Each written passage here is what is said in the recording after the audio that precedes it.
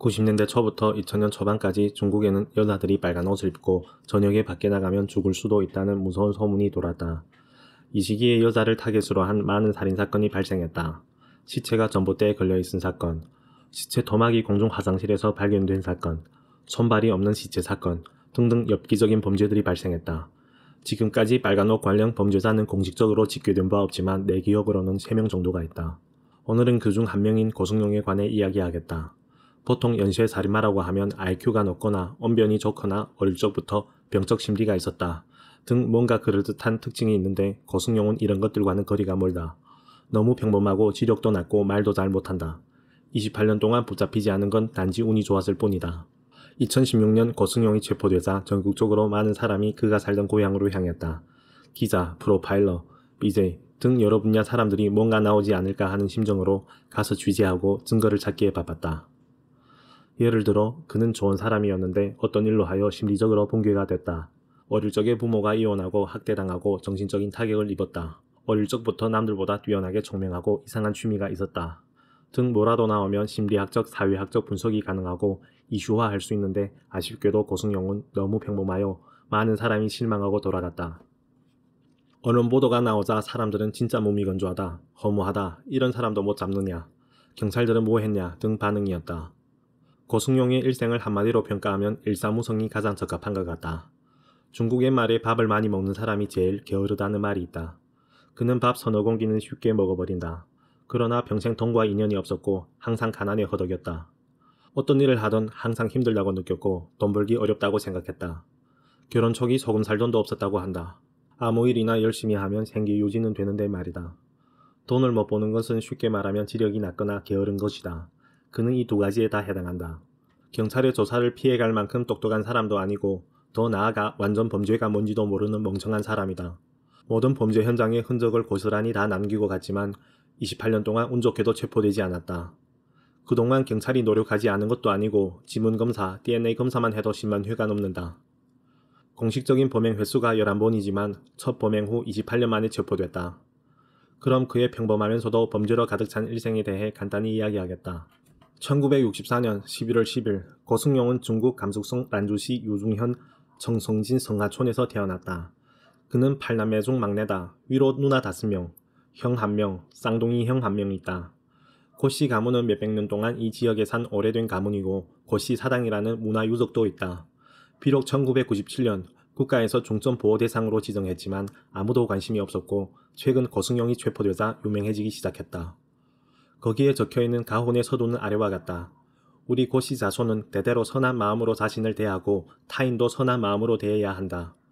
전체 내용은 대략 선행을 베풀고 좋은 마음가짐으로 살아가라는 좋은 글이었다. 고승용도 물론 이 내용을 다 봤지만 마음에 새겨두진 않은 듯 싶다.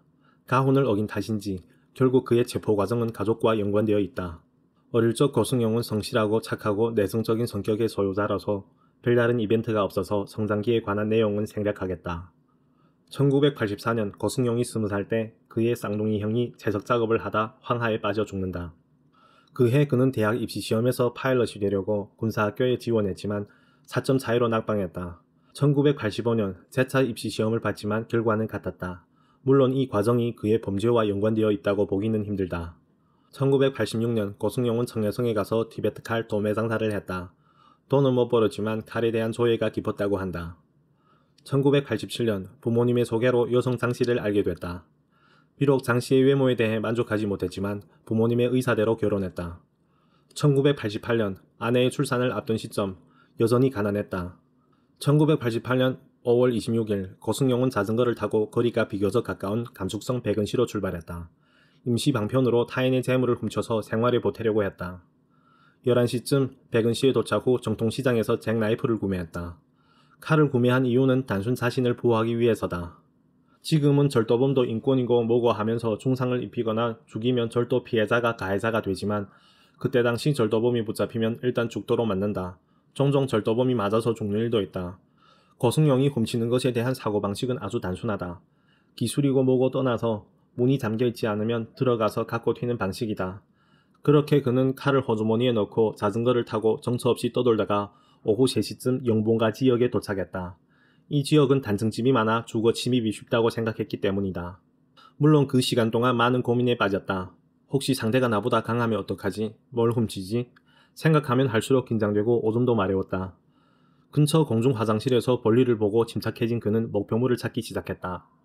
그러다 문이 열려있는 집을 발견했다. 집 안으로부터 음악 소리가 흘러나온다는 건 집에 사람이 있다는 게 분명했다. 살며시 들여다보니 젊은 여성이 잠을 자고 있었다. 이 여성은 당시 23살인 백씨였고 예쁘장하고 흰색 신발을 자주 신는다고 하여 별명이 흰신발이다. 고승용은 아무런 망설임도 없이 집에 들어가 옷장 안에 있는 외투 호주머니부터 뒤지기 시작했다. 그러나 워낙 육중한 몸이라 소리가 커서 자고 있던 백씨가 깨어났다. 절도범인 걸 한눈에 알아챈 백씨는 고래고래 소리를 질러댔다. 이에 당황한 고승용은 백씨의 입을 막았지만 발버둥치고 물고 소리 지르는 백씨에 대해 어찌할 바를 몰랐다.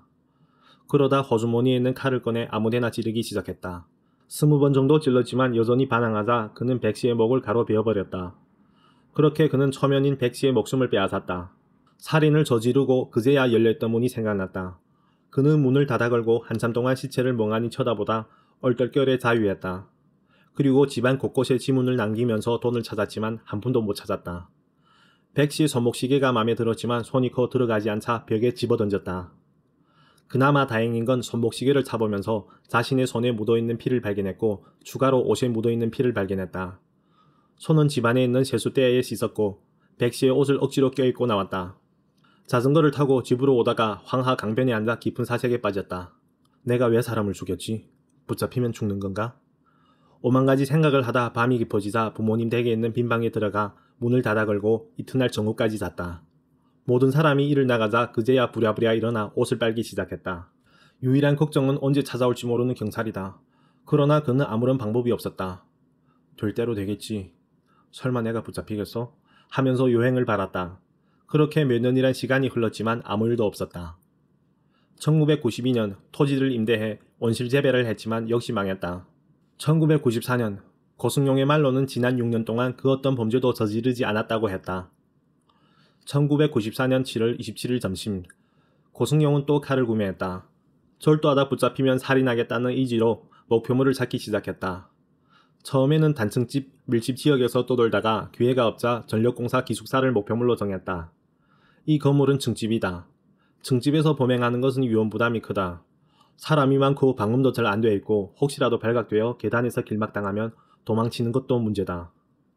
그러나 단순 무식한 그는 그런 생각은 전혀 안 한 채 4층으로 향했다. 4층 북쪽에서 문이 열려있는 방을 발견하고 머리부터 집어넣었다. 때마침 집안에는 한 여성이 깊은 잠에 빠져 있었고 그는 성큼성큼 걸어들어가 서랍장을 뒤지기 시작했다. 기억력이 없는 건지 조심성이 없는 건지 또 발각됐다. 잠에서 깨어난 20대 여성 석씨는 고승용의 팔목을 붙잡고 도적이야 하고 큰 소리로 외쳤다. 고승용은 왼손으로 석씨의 목을 잡고 오른손으로 잽싸게 칼을 꺼내 몸통을 찌르기 시작했다. 석씨가 쓰러지자 주먹으로 얼굴도 수차례 때렸다. 석씨는 코뼈가 다 골절되고 칼 30보 이상 맞고 사망했다. 고승용은 문을 잠가버리고 피가 묻어있는 손은 2층에 있는 공중 화장실에서 씻고 막차를 타고 집으로 향했다. 물론 빈손으로 돌아갔다. 1994년부터 1995년 이 시기 지역 경제가 엄청나게 어려웠다. 백은시에서 막노동을 하던 고승용은 일거리가 없자 집에서 백수 생활을 했고 범행도 잠시 멈췄다. 1996년 지인의 소개로 내몽골 포도시에서 일자리를 구했다. 아마 그때가 고승용이 제일 잘 나가던 시기가 아닌가 싶다. 보일러 불 때는 일이었고 1년에 5개월만 일하고 연봉 1000만원 정도 받는다. 진위는 확인할 수 없지만 그때 당시 중국에서 이 정도 고액 연봉자는 극히 드물었다. 그전 절도 살인이 돈을 위한 범행이라면 이젠 딱히 범행 이유가 없을 듯 싶은데 범행은 멈추지 않았다. 1997년 3월 28일 고승용은 사전 구매한 밧줄과 칼을 갖고 집을 나섰다. 1, 2차 범행 때 물건을 훔치다가 피해자에게 발각되어 살인을 저지르고 재물은 얻지 못한 채 도주했다. 밧줄은 피해자를 묶고 위협하는 수단으로 좀 더 안정적으로 재물을 챙기려는 의도에서 구매했다. 한마디로 1, 2차 범행이 절도로 인한 우발적 살인이라면 3차 범행은 강도로 승화된 살인이다. 아침 8시 고승용은 20대 여성 리씨를 목표물로 삼고 미행했다. 리씨가 자물쇠를 열고 집에 들어가자 그는 집 앞에서 서성이다 문이 열려있는 것을 확인하고 그대로 걸어 들어갔다. 리씨는 골 앞에서 화장을 지우고 있다가 고승용이 들어온 걸 보고 왜 들어왔는데? 라고 물었다. 고승용은 칼을 꺼내들고 돈 좀 주게 하고 말했다. 일반적인 강도가 가진 그런 포스가 전혀 없었다.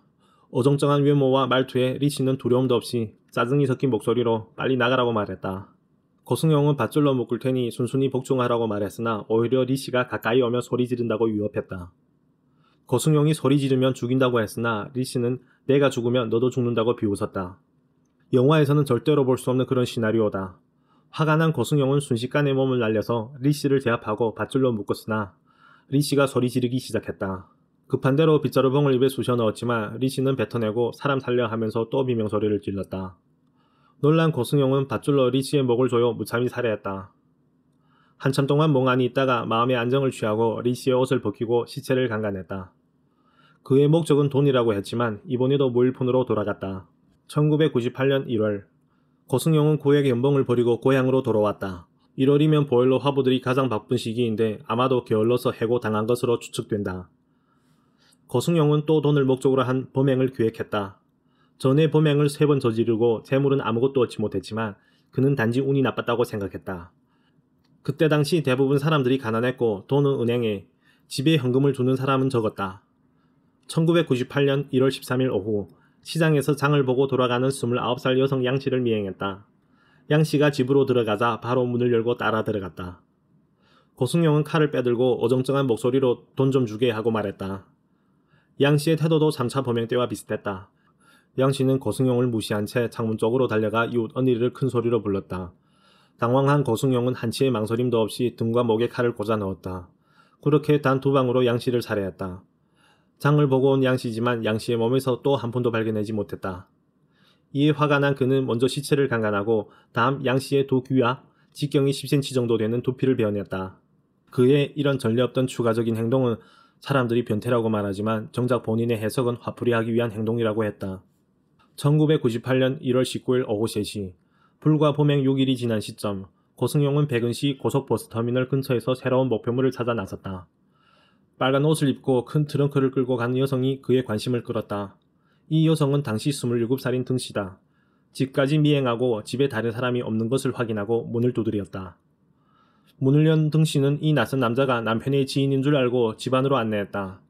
남편한테 무선 호출기로 연락하고 본인은 혼자서 카드놀이를 시작했다. 고승용은 아무 말 없이 소파에 앉아있다가 전화벨이 울리자 순식간에 몸을 날려서 전화를 받으려는 등씨를 밀쳐냈다. 그리고 칼을 뽑아들고 돈을 요구했다. 그제야 정신이 든 등씨는 문 쪽으로 달려가면서 비명소리를 질렀다.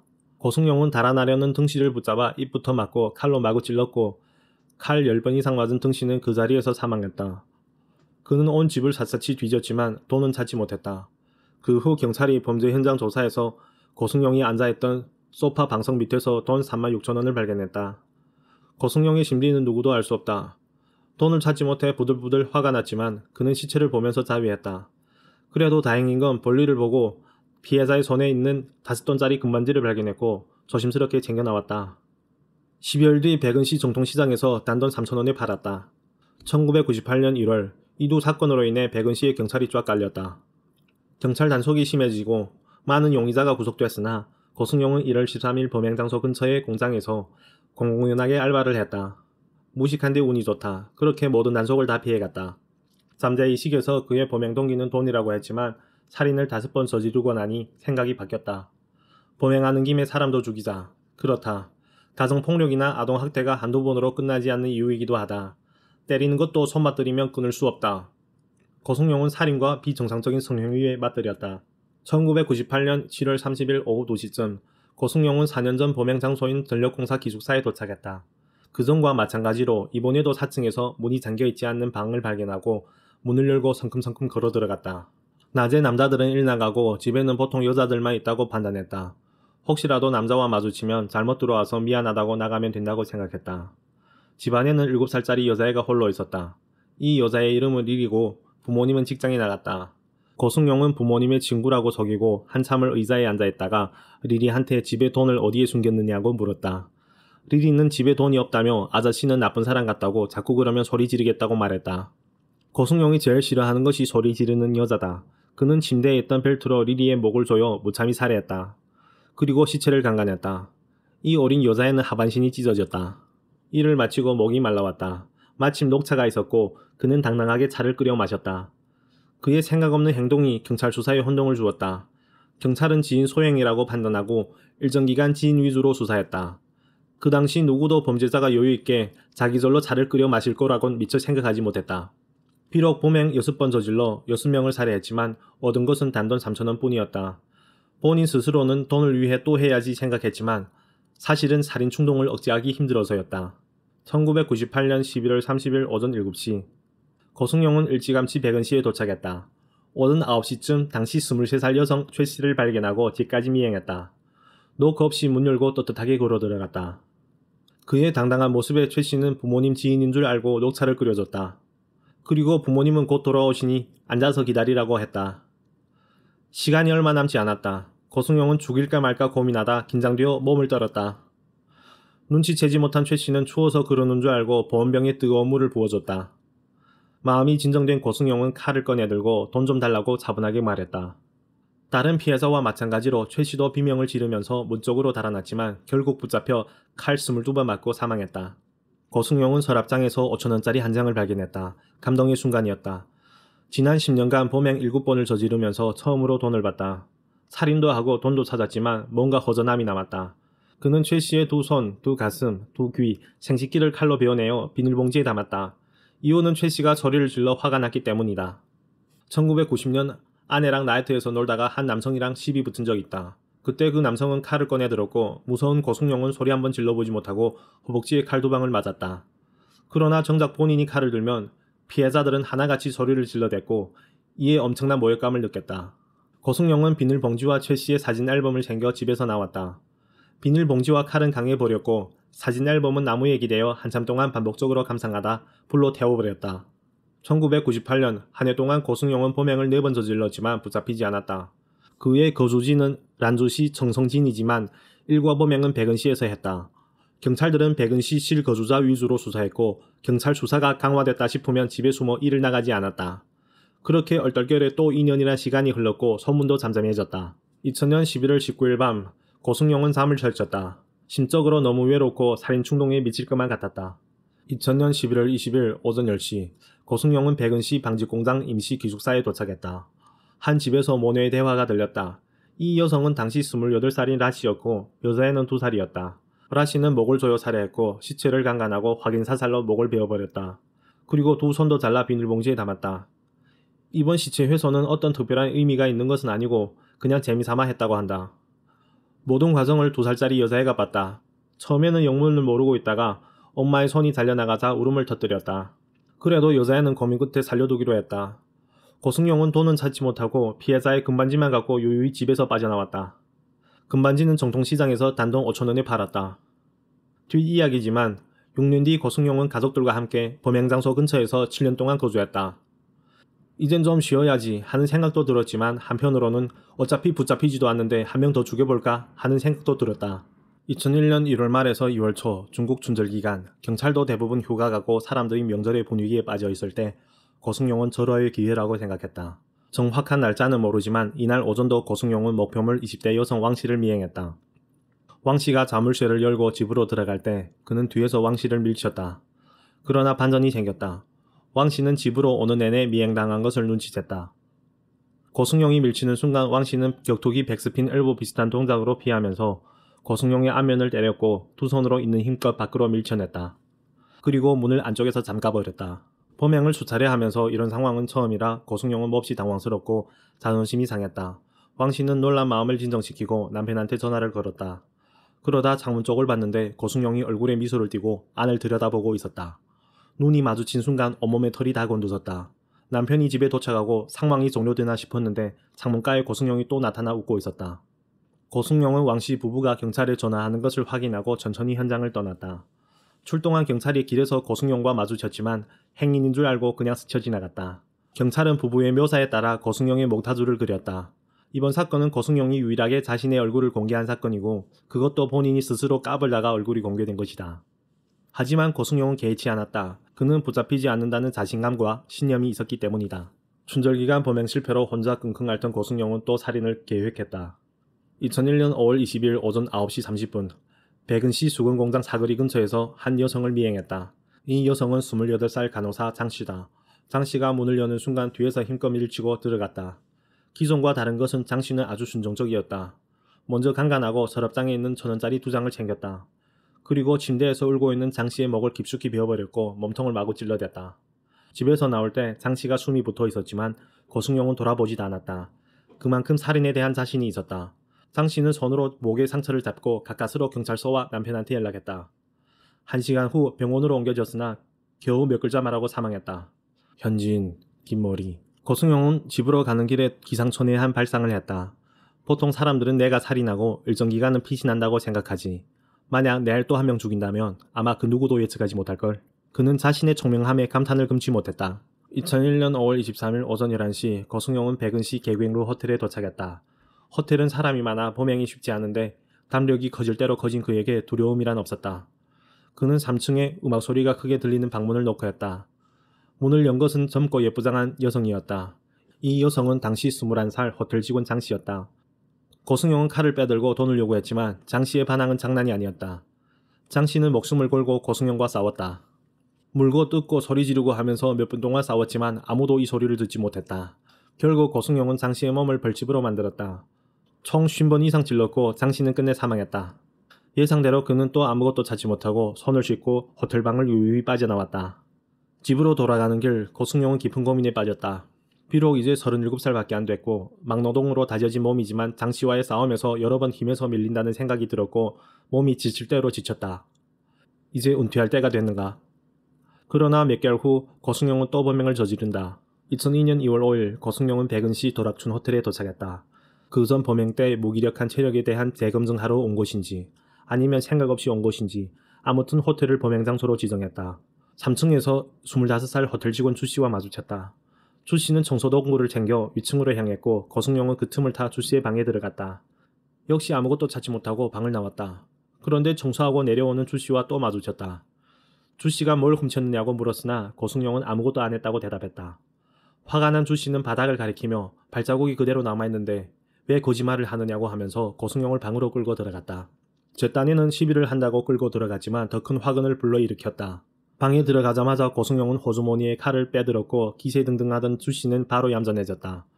손을 묶을 때 주씨가 아프다고 소리 지르자 밧줄로 목을 조였다. 간간하고 숨이 남아있는 것 같아 아예 목을 베어버렸다. 이건 고승용의 마지막 범행이다. 범행을 멈춘 건 여러 가지 이유가 있다. 첫째, 앞서 범행 때 나타난 부실한 체력이다.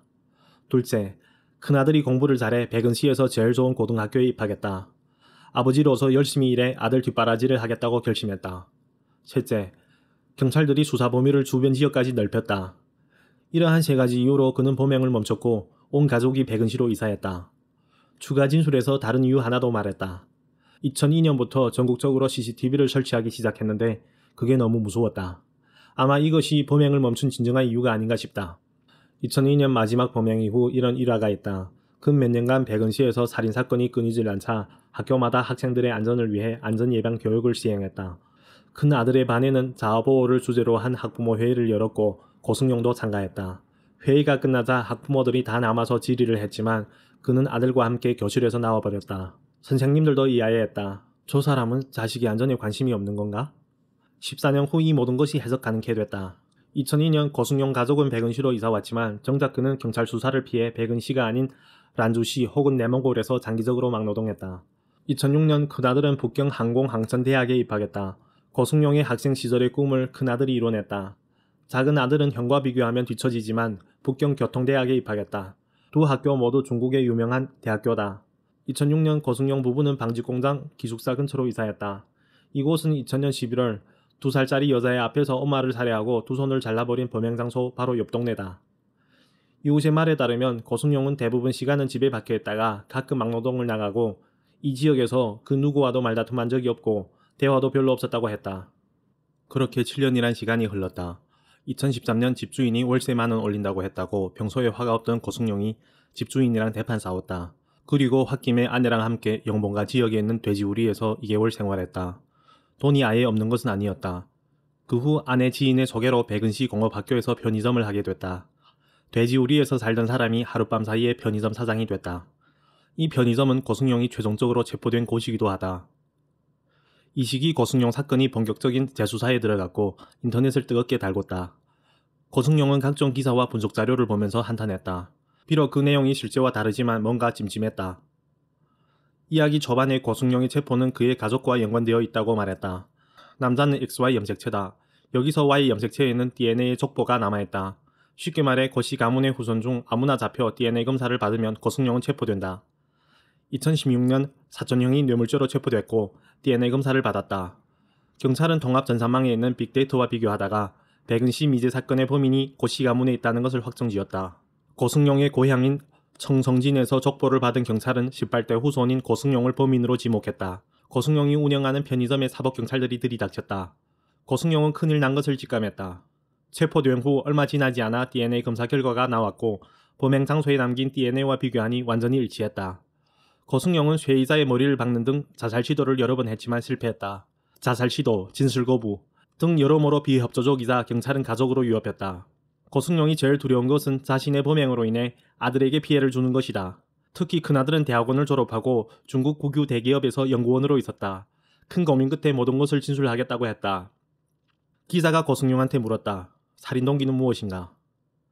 처음에는 돈이 목적이었는데 죽이다 보니 취미가 됐다. 이런 범죄는 어떻게 예방할 수 있다고 생각하는가? CCTV를 많이 달아라. 14년의 범행 기간, 14년의 도주 기간, 첫 범행 후 28년이라는 시간이 흘렀다. 비록 많이 늦었지만 이 악마는 끝내 심판을 받게 됐다. 2018년 3월 말 백은씨 법원에서 최종적으로 사형 판결을 내렸다. 2019년 1월 3일 오전 고승용은 처형당했다.